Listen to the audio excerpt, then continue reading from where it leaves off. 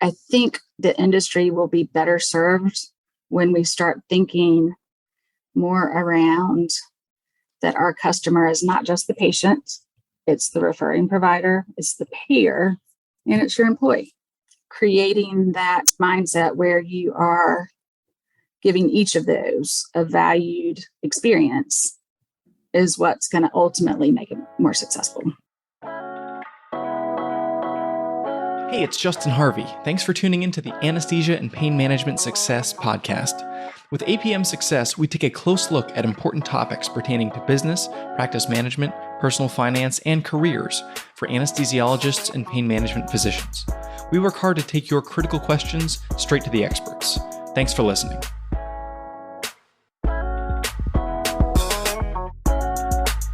Hello and welcome to episode 142 of Anesthesia and Pain Management Success. I'm very pleased to be joined today by my friend Tina Rivenbark.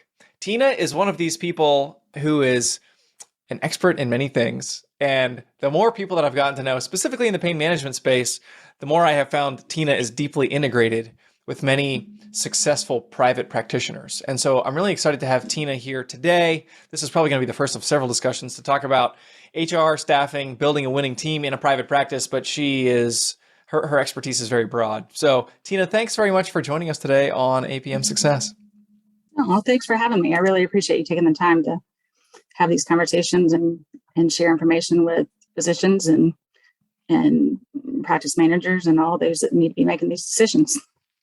I think one of the things that unites us is wanting to provide those value, as we said right before we jumped on live here, providing those valuable resources for people who are, doctors just trying to make it work, especially in independent practice, and having the tools, the resources, and the professional expertise, the professional team to be able to, make a real good living and also provide excellent patient care. So you are just one of those people who I think stands head and shoulders above many others.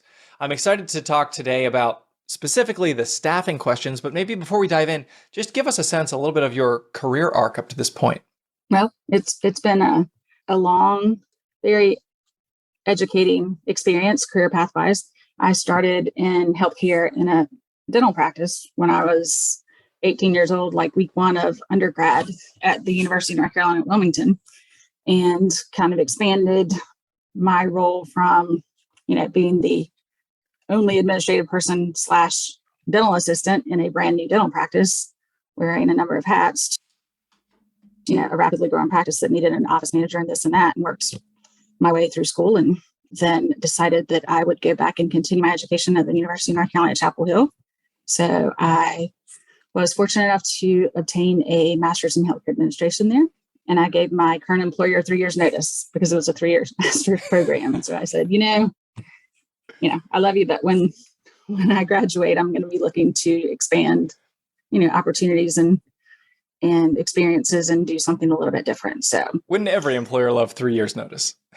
I know, right?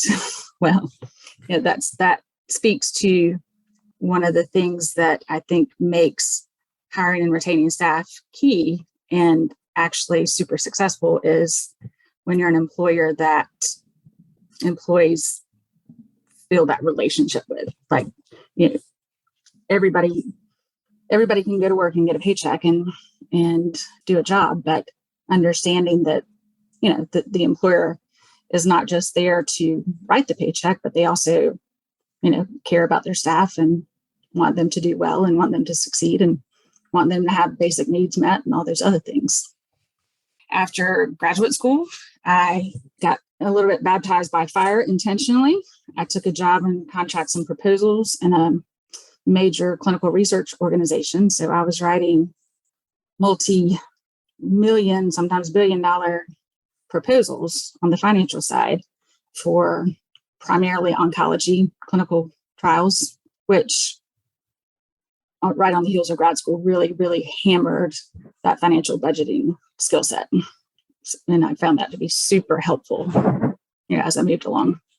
And then I finally branched out and said, this consulting gig, this is really kind of what I want to do. This is where I want to be. I had been, in the dental world. No dentist works on Fridays, at least not in North Carolina. So on the golf course on Fridays, all of the buds would say, well, how do I make my practice as successful as yours. And my dental employer / second father said, well, you're going to have to call Tina because she's the one that makes all that work.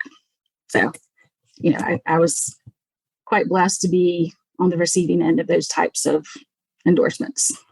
And then talk a little bit about the work that you've done in the last few years as far as helping physicians launch and run private practices. Sure. So my experience rapidly grew beyond dentistry and oral surgery and those specialties, but moved into multiple different specialties in the medical field. And just by some twist of fate luck, one of the first projects I worked on in pain management was with a good friend and colleague, Jeff Peterson, who happens to be the CEO of Dr. Deere's practice in West Virginia.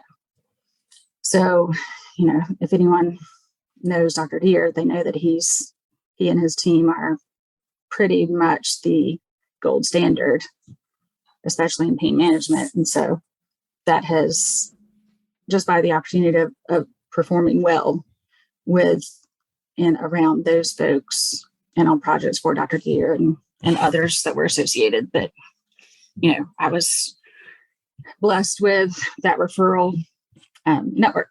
So primarily the last 10 years, I have been focused on assisting interventional pain practitioners to either start practices straight out of fellowship, or if they're employed and want to do their own gig, or, help them make good decisions and ask good questions and follow up on doing the right things if they're considering buying a practice. And even, one of the things I really enjoy is speaking to the fellowship programs, just kind of getting in there early in that fellowship program and talking to those folks and saying, listen, here's kind of what the options are going to be when you finish your fellowship, because they have a solid 12 months of just absorbing clinical as hard and fast as they can.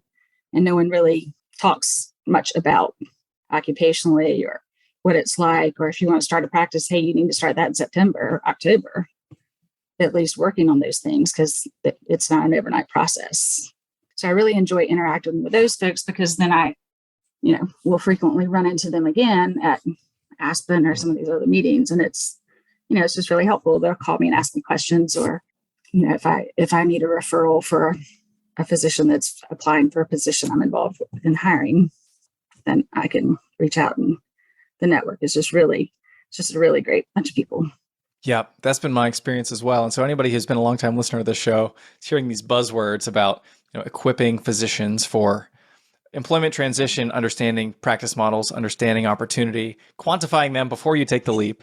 It's always at some point a leap of faith, but we want to minimize the amount of faith required as much as possible.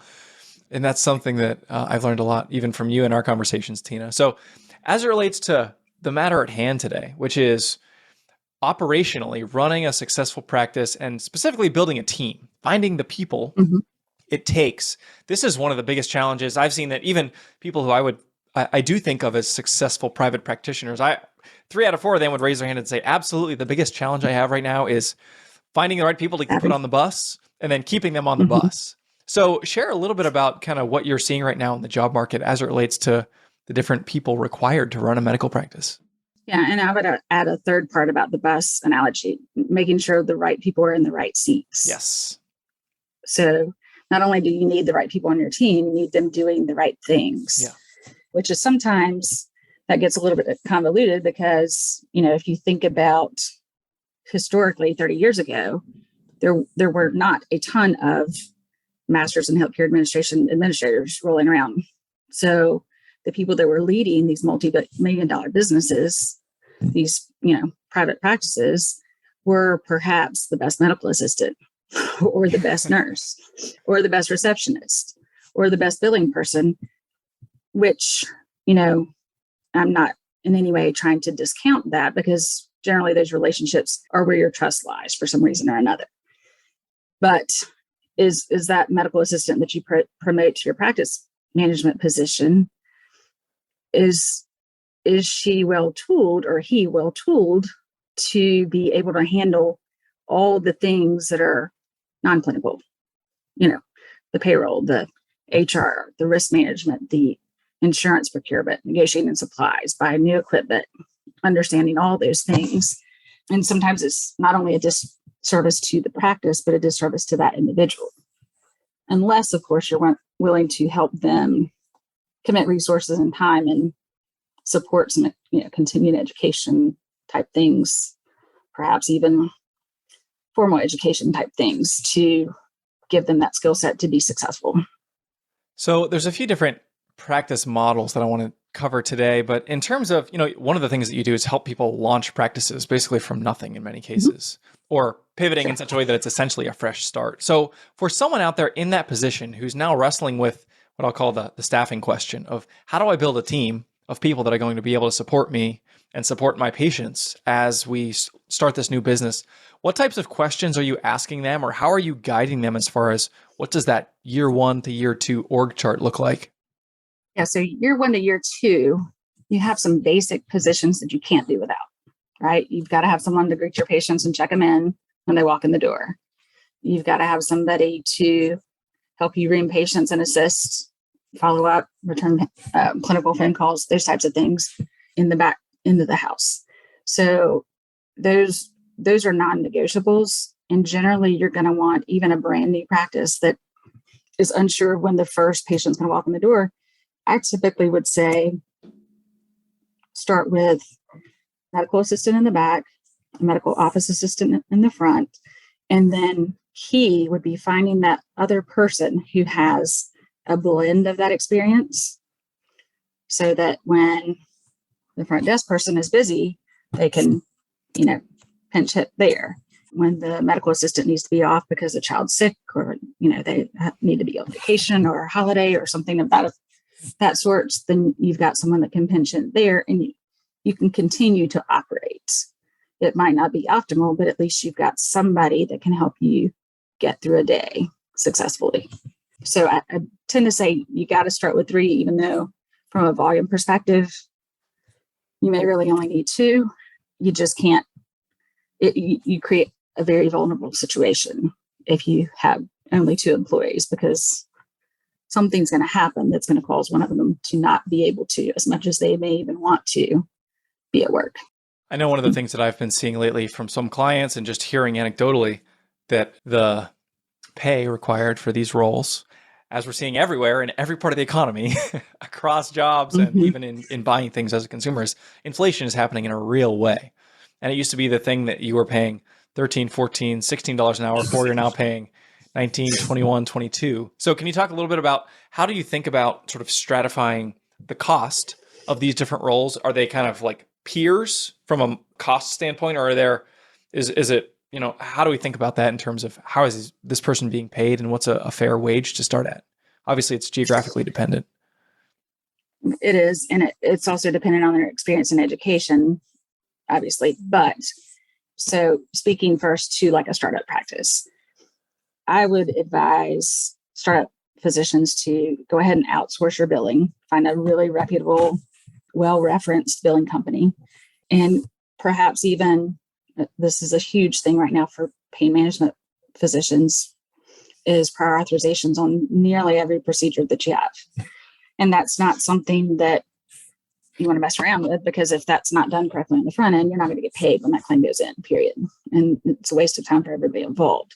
So rather than try and have your medical assistant working prior authorizations in between patients, or your front desk person working prior authorizations while they're answering 3 phone calls and checking in 2 people, those are functions that can feasibly be outsourced. Okay. So I would push everything that can functionally feasibly be outsourced out, at least initially, until you scale, and bringing those jobs in-house makes sense. It used to be hiring medical assistants, clinical staff, front desk staff.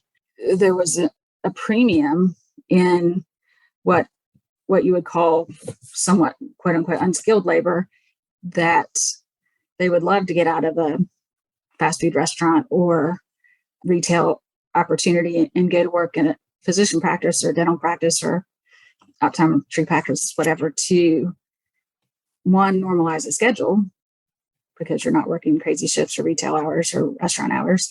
And two, it was generally the professional settings that offered the better benefits, health insurance, dental insurance, retirement plans, PTO, things like that.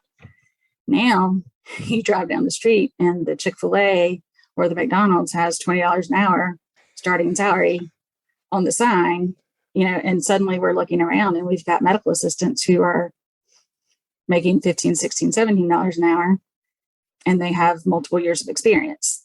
So we're fighting a war that we didn't start, in just the whole inflation situation, the COVID situation that has driven such a demand to our non-professional labor, I guess is what I would call that, if you agree.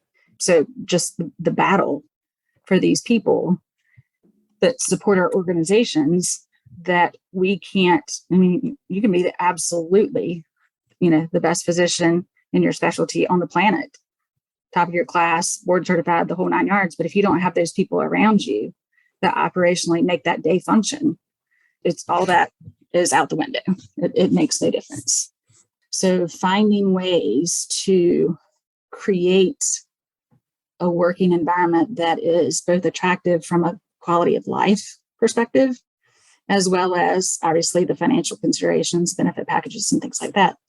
I think even still, the healthcare practices, private practices, has the advantage in that the normalization of the hours is a huge part of the quality of life. So even though fast food, retail, restaurant, whatever it happens to be, are offering, sometimes more competitive wages than what we're accustomed to, I think there's a balance you can get somewhere between where your budgeted salaries are to bring your staff up to a point where it's worth the trade-off, right? So, maybe one employee has small children and you allow them to come in half an hour early to work and another does not. And you allow them to come out in a half an hour later to work. And the parent with small children can perhaps leave before the end of the day. And that's worth a lot to that person. Obviously, that's not the only situation, but that's a pretty prevalent one in an industry that's typically female dominated. Are there any other things that characterize, especially qualitative, that characterize practices that are able to, especially retain? Turnover, it's not an explicit cost, but oh my gosh, to try to find the right people and then interview and then train someone and then have them leave after 4 months because they're not happy. That is just such a drag on morale and also ultimately financially. Are there any other sort of mechanisms or methods that characterize practices that are able to keep people and keep them happy? I think keeping employees feeling like they know what to expect, that they're appreciated and valued, and then competing as much as you can on that financial side is going to put you in the best position to retain your employees. So if your employee manual is, 2.5 pages, perhaps consider revising that. Let them know what to expect. Because if they go to work at Amazon or McDonald's, all that is very much highly well produced and evaluated with legal and HR professionals and things. So just creating an environment and an expectation that they feel like not only is the job favorable or the hours favorable or the concessions favorable, but that the organization also has their act together. If you tell an employee that they're going to be on a 90-day probationary period or introductory period or trial period or whatever you want to call it, and at the end of that 90 days, they're going to be reevaluated for perhaps FTE status or benefit status or even more negotiation on some small salary adjustment, then you doggone are going to need to do that. Yeah. And these things take time. In a small practice, that's the battle, because as a clinician, you've got patients pulling at you, you've got financial demands pulling at you, especially if you are not large enough to have a professional office administrator or someone working for you on that behalf. And you have, likely family demands and getting your notes locked in an EMR and all these other things. And, here's this employee that you've only had for 90 days that, wait, I owe that person something. I understand it. It's hard. Yeah. There are so many things pulling at you at one time. It's just figuring it out. But I have actually seen those types of things be what cause an employee to leave an organization. Yeah, I was actually talking to a consultant earlier today. It was actually pertaining to my industry, but we were discussing these challenges about staffing, and he said the tenure of any employee, whether long or short, is going to be determined in the first 90 days. So as an employer, clarity of communication, clarity of expectations, what you said about policies and procedures, getting that squared away. It's like you only get one chance to make that first impression. And you may think as an employer, like you're in the power seat, but the first impression dynamics and the need to make a good one still applies to you. Correct. It does. And I think the industry will be better served when we start thinking more around that our customer is not just the patient, it's the referring provider, it's the payer, and it's your employee. Creating that mindset where you are giving each of those a valued experience is what's going to ultimately make it more successful. You mentioned talking to fellows. There's many parts of the mechanics of practice launching and ownership that are well beyond, the curriculum of that 1-year pain fellowship. And certainly the HR function, finding, vetting, and onboarding talent to help you run your business is something that probably does not even occur to most fellows. And rightfully so. If you're not bound for private practice, that's fine. But if you are, and you envision yourself as a clinician, yes, but also a business leader, it's something you're going to need to get up to speed on. So in that context, how would you encourage somebody to go from zero to something more than zero in terms of their knowledge? And at what point in your sort of staffing and HR journey do you hire someone who can then take some of that burden from your shoulders? Yeah. So in the startup process, when I'm working with a physician that's either leaving a group or, coming out of fellowship, one of the first things that they're introduced to is when we're working together to craft their employee manual, because that's when you're making decisions on how you're prioritizing your commitment to your employees. And, am I offering 3 paid holidays a year, or am I offering 10? Am I paying for my employees' health insurance, or are they having to find their own way with that? Am I, committing to periodic evaluations of performance and or salary? Am I committing to training and, continuing education, or helping them to grow in those positions? Because that's, that again is one of the things that if you're not a provider, or you're not, a master's level administrator, the growth opportunity for the either occupationally trained or technical school type training situations is far more limited. So, if you're a PA, you can aspire to be a clinical director, or if you're an RN, you can aspire to be a clinical director, or, various sundry options that may not be available to a medical assistant that's been trained on the job or through business college or something to that effect. And so keeping those people engaged and excited about their career path and helping to support that growth in that career path, I think is super helpful, because otherwise you've got folks that are going to jump to the next job for a quarter raise. Yeah. It's just, you've got to offer something more, and it's not always that financial piece that gets it. Once you're operating for a little while and revenues are up and you're thinking about a more sort of full-fledged practice manager type, is hiring and managing, the kind of staff that we're talking about. Eventually, I would imagine that practice manager is going to take on more of this responsibility. At what point do you generally see that happen? And to what extent is it possible to offload this responsibility, knowing that at the end of the day, if it's your practice, it's still your decision and you're going to either enjoy the benefits or the detrimental impact of having somebody who's either in the wrong seat on your bus or shouldn't be on it at all? Yeah, and that's super complex, right? And I'm not sure that I answered your prior question well. You asked me at what point do you bring in somebody to like a professional level management person? Early on, a brand new practice it's not logical for them to pay a six-figure salary to an administrator. It just doesn't, the math doesn't work. But having a consultant, maybe a compliance company, maybe both, maybe being part of some sort of managed service organization where they provide some support to that end can be helpful. And then when you get to the place where you're hiring someone to actually on an HR and multiple other levels, basically they're vetting the small decisions for you.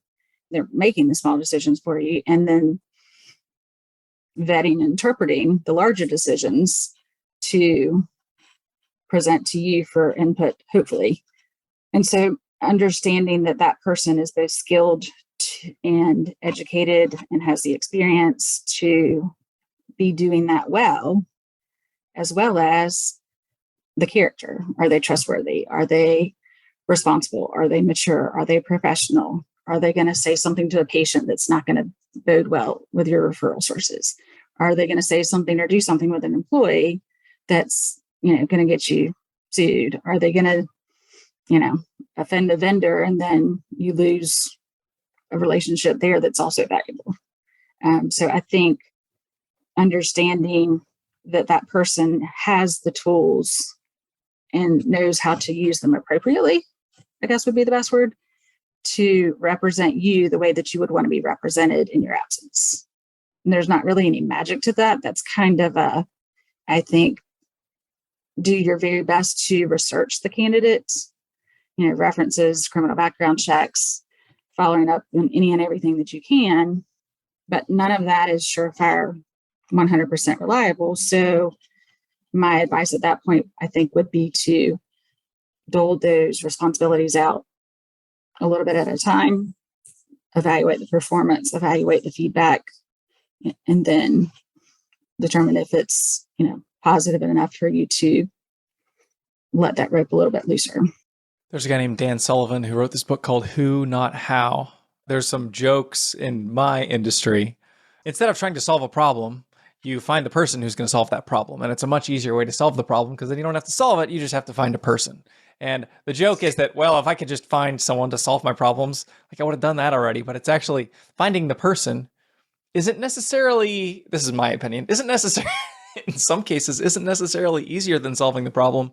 But you do have the benefit of, once you find that person, then you don't have to worry about the problem ever again. So you don't have to solve it the next time. For somebody who is hearing what you're saying, like finding a professional practice manager who has these experience, who can be your proxy, who can make good decisions, who can be nice to people, and separate people who are arguing in the front office or whatever, and do all that with tact. You might as well, they're maybe processing this thinking, yeah, that sounds great, but you might as well tell me to go find a unicorn or a four-leaf clover because it sounds too good to be true. How would you react to that? Or do you have any specific insight as to how to take the first step towards finding someone of a professional caliber and character caliber that might fit the bill? Well, I mean, obviously you would, again, through the interview process, I would have multiple people interview each candidate.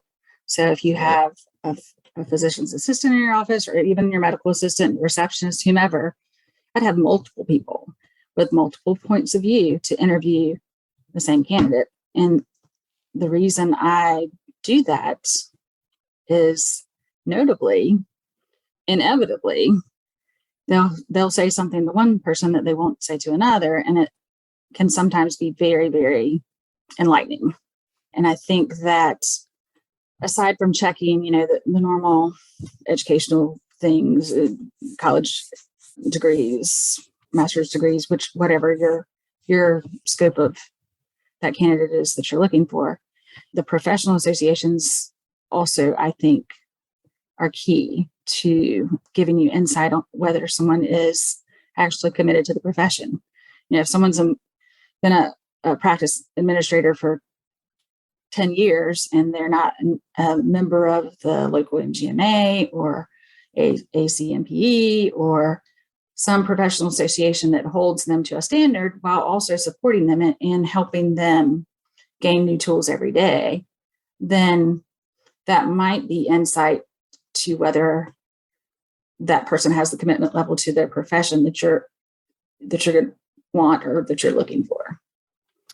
You mentioned MSOs. Mm-hmm. This is obviously a big topic that's like, you might as well say, like, what do you think about a car? It's like, well, it depends on what kind of car we're talking about. Some go fast and some go less fast. So in terms of MSOs, as it relates to solving a staffing issue, and you might think like, well, it sounds enticing for me to say I'll give away some percent of my revenue to never have to deal with hiring an office manager. Can you give us some important questions to ask for someone considering going the more turnkey MSO route as a way to address staffing questions and whether or not that may be advised? I mean, I think in the simplest terms, an MSO is just multiple similar businesses coming together to share resources so that, in my opinion, so that you can get higher quality resources that you may not be able to budget for yourself. Now, obviously, that's the ultimate goal.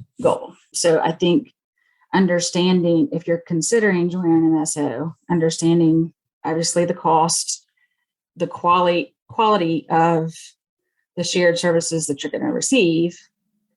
And you, of course, owe it to yourself to compare what you would be able to reproduce those services for yourself if you were flying solo.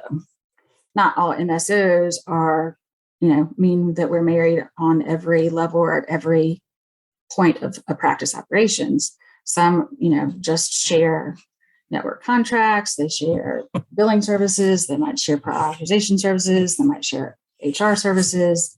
There may be leadership that you get access to a higher level of leadership than you would ultimately afford in your own small private practice. But others, for example, if you're part of a hospital type network, would be far more constrictive, perhaps, and less ability to influence change or decision making.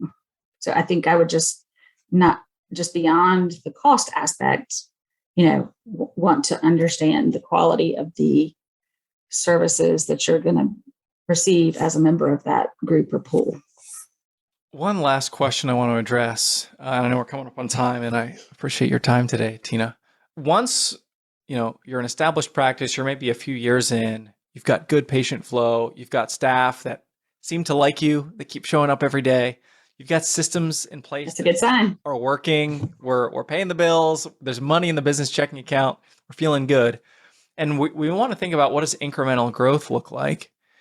Talk about staffing and the associated financial obligations in the context of growing practice, where going from like one office to two offices, for example, it's a 100% increase in the number of sites you're operating. And so it creates staffing and rent and, fixed cost complexities that then is a financial pinch point. When doctors are asking these questions of, do I keep running like a pretty profitable thing here, or do I try to rubber stamp this, in a couple areas around this locale? What types of questions are you engaging with them on as it relates to new office space and the staff associated with that, in order to help them figure out if that's a good fit or a risk worth taking? Oh, so I typically would want them to back into that with me, right? So if you're, first of all, going back to who's your customer is your patient, your customer is your referral source, your customer is your employees, your customers are your vendors. The first two, the patients and the referral sources, they have an expectation of a certain amount of quality of care, responsiveness, availability of appointments, return calls, respond to refill requests, those types of things. So when you, specifically for pain management, I would say, when you get to a point that you cannot see a new patient being referred to you by the local neurosurge or orthopedic or PCP, in 2 weeks or less, you need to think about adding bandwidth from a provider's perspective. Because if you don't, somebody else will, and there goes your referral source, and there goes your opportunity for growth, period. So you have to take great care of both those referral sources and your patients. If I'm the local neurosurge or orthopedic or PCP, and I've decided that, hey, Ms. Smith that I've been seeing for 20 years, I have nothing else to offer her. She's been on a sustainable, medication regimen for 20 years, but it's not working anymore. And I've held off because she's not going to perceive this well. She's going to think I'm categorizing her, whatever the case may be. When I, as the PCP or other specialists, make that decision, I don't want you to tell me it's going to be 3 months for me to see Ms. Smith. Because why? Because I've already decided that I don't have anything else for that, any more tools in my toolbox to help her or to help manage her situation. And that just prolongs the agony for the both of us. So I think using those types of drivers and then managing the financial aspects around that. So if you are considering adding a provider, start with a PA, right? Maybe don't start with a doc. A PA is going to, if you're a physician, they're going to be able to at least help support 25 or 30% of your volume in the follow-up appointments and the lead pools and things of that nature. You would add a new doctor when there are too many procedures and too many new patients to be seen for you to do that in a manageable, reasonable amount of time. As far as adding a new location, you're not completely duplicating everything because you still have some amount of centralized services, be it, your referrals team, your insurance team, your billing team, your triage team, those types of folks. Maybe you even have a telephone team that you can share to help support that. And then perhaps consider, at least initially, sharing staff. So generally I would expect reasonably busy provider to have 2 to 2.5 FTEs per provider. If I'm adding a provider or adding a location to accommodate a provider, and this is provider number 2, then I'm going to probably not have those 2 providers in the practice at the same time. So one will be at location A while the other's at B, and vice versa. And then optimally, what I would want to do would be have the clinical support team, the 2.5 medical assistants, either follow the provider that they generally work with or ensure that both teams are up to speed enough to be able to work either E&M or procedurally. Obviously, you don't want to reproduce staff that doesn't have a provider in the office so that you're not incurring that expense. Got it. And there's obviously a lot of nuance and detail required to understand the optimal path, but that's really helpful context. I'm sure there's people out there listening who are thinking, wow, Tina sounds like she knows what she's talking about. I would like to get in touch with Tina. What is the best way for people to find or reach out to you? Email. You can go to my website and fill out a contact form. It puts an email straight in my email box. Email is tina@apsllc.com. And the website is apsllc.com as well. Awesome. And applicable links you can find in the show notes. So apmsuccess.com/142 will have Tina's contact info, her website there, if anybody's interested in following up. Tina, thank you very much for joining us today on APM Success. Hey, thank you. Look forward to being with you again. If you liked what you heard this week, head on over to apmsuccess.com, where you can find more content and free resources to help you build a successful career in anesthesia and pain management. If you wanted to leave a review in iTunes, I'd also really appreciate it. Thanks for using some of your valuable time to join me today on APM Success.